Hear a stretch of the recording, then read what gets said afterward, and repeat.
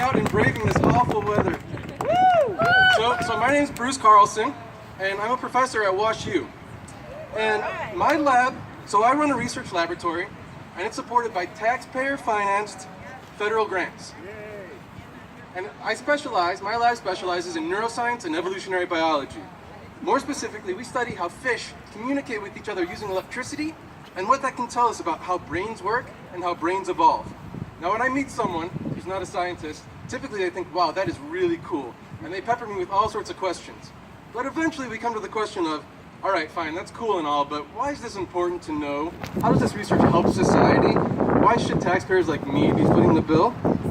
And these are questions that all of us who do basic research get from time to time. And these are good questions. It's good that we have to deal with them. But sometimes it goes beyond honest questioning to politically motivated attacks on federal funding of basic research. There's a long legacy of this, going back to the Golden Fleece Awards of Senator William Proxmire in the 1970s, to more recent attacks coming from people like Sarah Palin, Rick Perry, and Senator Tom Cover. You can boo.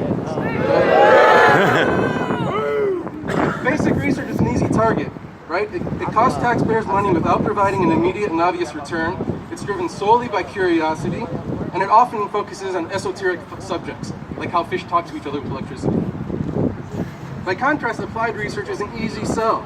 It aims to solve specific problems and implement practical solutions, and it can lead to commercial products. But what I want to convince you is that basic research is the soil in which applied research grows. Without basic research, we lose the very foundation that allows us to apply that understanding to address specific problems. Now that sounds like a nice talking point, but we are in the show me state, so let me back that up with some specific examples from my field, biology. In the 1960s, studies of how microorganisms survive the extremely high temperatures of hot springs in Yellowstone led to the discovery of an enzyme called Taq polymerase. 2 decades later, this enzyme fostered the invention of what's called the polymerase chain reaction, or PCR, which has absolutely revolutionized molecular biology, medicine, agriculture, and even the criminal justice system. In the 70s, researchers who were intrigued by a microorganism and its biology, this organism that lived in pond scum, discovered an enzyme that helps repair DNA. And now we know that that enzyme plays key roles in cancer and aging, and it's now the subject of ongoing clinical trials.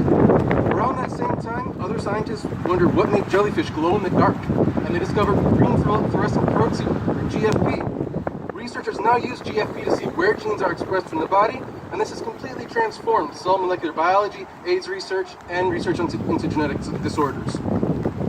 Deep brain stimulation, an important therapy for Parkinson's disease and other neurological disorders, is based on our understanding of the electrical nature of signaling in the brain. And this can be traced all the way back to physiological studies of squids in the 1930s and 1940s. I could go on. I could go on all day long. I am a professor after all. But I think I've made my point. These and many more discoveries simply would not have happened under a profit-driven capital investment model. Investment motivated by profit expects a direct monetary return within a few years. But applied scientific insights derived from foundational discoveries can take decades to come to fruition. And there's no way to know where that next major discovery is going to come from. So we need to cast a wide net and fund as much innovative and creative, basic, foundational research as possible so that we can maximize our chances of making that next big discovery. Yes. That funding... Yeah. That funding must come from the government. And sadly, federal science funding has more or less remained flat over the past 10 plus years. And if you account for inflation, that's actually a decrease.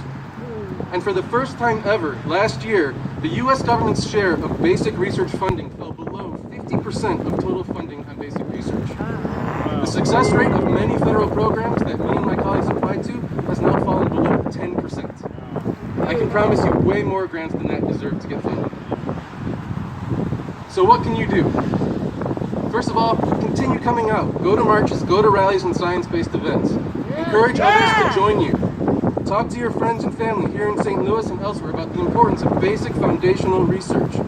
Email, call, and write to your representatives, especially when they are debating a federal budget bill. Tell them you support increased federal funding at NSF, NIH, NASA, DOE, and the EPA, and be specific about why that's important to you. Vote for candidates who understand the value of basic science and who pledge to fund it. And if you're able, donate to their campaigns and donate your time to volunteer for their campaigns. And ask your friends and family to do likewise. Thank you.